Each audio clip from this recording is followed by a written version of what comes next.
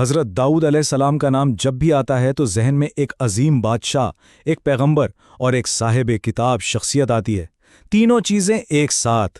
لیکن اگر کوئی یہ کہے کہ تاریخ کے اس عظیم بادشاہ کی زندگی، اس کا آدھے سے زیادہ حصہ دراصل ایک قرض تھا، ایک ادھار لی ہوئی زندگی، بڑا عجیب لگتا ہے نا یہ سننے میں۔ مطلب کیسے ہو سکتا ہے کہ ایک اتنے بڑے بادشاہ کی زندگی کائنات کے پہلے انسان کی طرف سے دیا گیا ایک تحفہ؟ اس کہانی کی شروعات یروشلم کی پہاڑیوں سے نہیں ہوتی، نہیں، بلکہ یہ شروع ہوتی ہے اس وقت سے جب انسان نے زمین پر قدم بھی نہیں رکھا تھا۔ چلیں اس کہانی کو بالکل شروع سے دیکھتے ہیں، اس جگہ سے جہاں حضرت داؤد علیہ السلام کو یہ ادھار زندگی ایک تحفے میں ملی۔ روایت یہ بتاتی ہے کہ حضرت داؤد علیہ السلام کی جو اصل مقدر کی ہوئی زندگی تھی نا، وہ تھی صرف 40 سال، لیکن اس میں 60 سال کا اضافہ کیا گیا، اور یہ 60 سال انہیں ایک بہت ہی خاص ہستی کی طرف سے تحفے میں ملے، جس سے ان کی کل عمر پورے 100 سال ہو گئی۔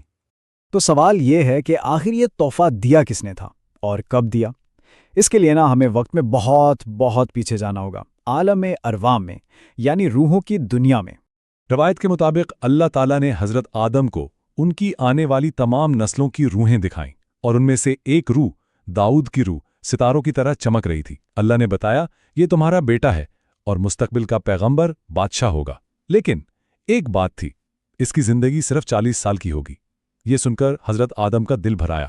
انہوں نے عرض کی، یا اللہ، میری عمر 960 سال ہے، کیا میں اس میں سے 60 سال اپنے اس بیٹے کو تحفے میں دے سکتا ہوں؟ اللہ نے اجازت دے دی، اور پھر یہ معاہدہ، یہ پیکٹ فرشتوں کی گواہی میں لکھ لیا گیا۔ اور یہاں کہانی میں ایک بہت ہی دلچسپ موڑ آتا ہے۔ وقت گزرتا گیا، اور جب حضرت آدم کی وفات کا وقت قریب آیا تو وہ یہ معاہدہ بھول چکے تھے۔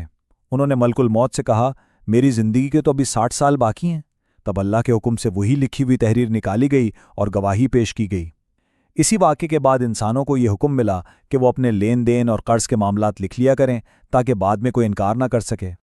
تو اس طرح حضرت داؤد علیہ السلام کو وہ زندگی ملی جس میں وہ ایک عادل حکمران، اللہ کے پیغمبر اور ایک مقدس کتاب کے حامل بنے۔ اللہ کی طرف سے انہیں زبور عطا کی گئی۔ یہ کتاب، یہ سراسر تسبیح اور دعا پر مشتمل ایک الہامی کتاب تھی۔ اس میں صرف اللہ کی حمد و ثنا نہیں تھی، بلکہ ایک ایسی عظیم ہستی کی آمد کی خوشخبری بھی تھی جن کا نام سن کر کائنات جھوم اٹھتی ہے، یعنی حضرت محمد صلی اللہ علیہ وآلہ وسلم کی پیشین گوئی۔ لیکن جہاں یہ نورانی تجربے تھے، وہیں حضرت داؤد علیہ السلام کی زندگی میں کچھ ایسی آزمائشیں بھی آئیں جنہوں نے ان کے عدل و انصاف کا سخت امتحان لیا۔ سوچئے، ایک رات وہ اپنی عبادت گاہ میں بالکل تنہا ہیں کہ اچانک 2 اجنبی دیوار پھاند کر ان کے سامنے آ کھڑے ہوتے ہیں۔ انہوں نے کہا، خوف نہ کیجیے، ہم 2 فریق ہیں، ہمارے درمیان حق سے فیصلہ کر دیجیے۔ پھر ان میں سے ایک نے اپنے مقدمہ پیش کیا، یہ میرا بھائی ہے، اس کے پاس 99 بھیڑیں ہیں اور میرے پاس صرف 1، اور یہ کہتا ہے کہ وہ 1 بھیڑ بھی اسے دے دوں، اور گفتگو میں مجھ پر بہت سختی کرتا ہے۔ حضرت داؤد نے جیسے ہی یہ سنا، ان کا انصاف پسند خون جوش مارنے لگا، اور انہوں نے دوسرے شخص کی بات سنے بغیر ہی فوراً فرما دیا، بے شک اس نے تجھ پر ظلم کیا ہے۔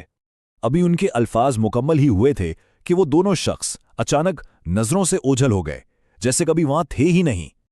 اور حضرت داؤد کو فوراً احساس ہو گیا، یہ انسان نہیں، یہ فرشتے تھے جنہیں اللہ نے ان کا امتحان لینے بھیجا تھا۔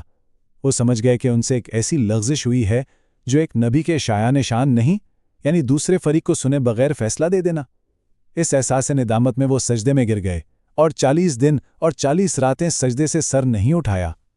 لیکن آزمائشیں ابھی ختم نہیں ہوئی تھیں۔ اسی دور میں اللہ نے عدل و انصاف کے لیے ایک اور معجزہ ظاہر کیا، جسے عدل کی زنجیر کہا جاتا تھا۔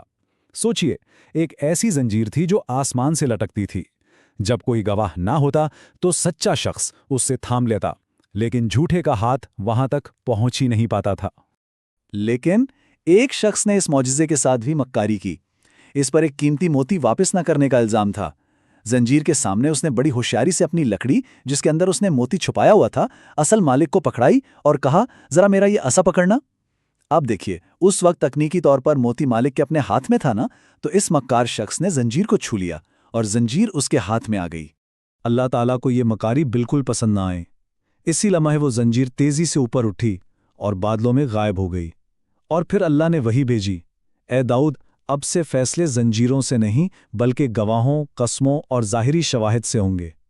यहाँ से इंसान को अकल और बसीरत इस्तेमाल करने का सबक मिला। हज़रत दाऊद अलैहिस्सलाम एक अजीम इबादत गुजार थे, इसमें कोई शक नहीं। लेकिन एक रात एक छोटे से मेंढक ने उन्हें आजिज़ी और बंदगी का एक ऐसा सबक सिखाया जिसने उन्हें हिलाकर रख दिया। हुआ यूं कि एक रात इबादत के बाद उनके दिल में ख्याल आया कि शायद आज जैसी बंदगी किसी ने ना की हो। बस ये ख्याल आना था कि करीब मौजूद पानी से एक मेंढक नमूदार हुआ और अल्लाह के हुक्म से बोला, ए अल्लाह के नबी, अपनी इस इबादत पर इतना खुश ना हो।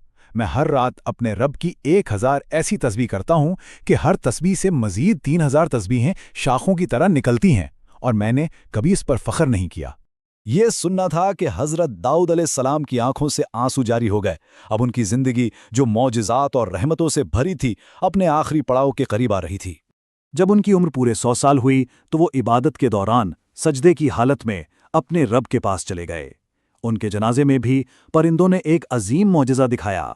लाखों परिंदों ने अपने परों से एक छतरी सी बना ली ताकि जनाजे में शरीक लोगों को सूरज की तपश से बचाया जा सके। उनके बाद उनके अजीम बेटे हज़रत सुलेमान अलैहिस्सलाम नए बादशाह और नबी बने, जिन्हें यरूशलेम में इस अजीम हैकल की तामीर मुकम्मल करनी थी जो हज़रत दाऊद ने शुरू की थी।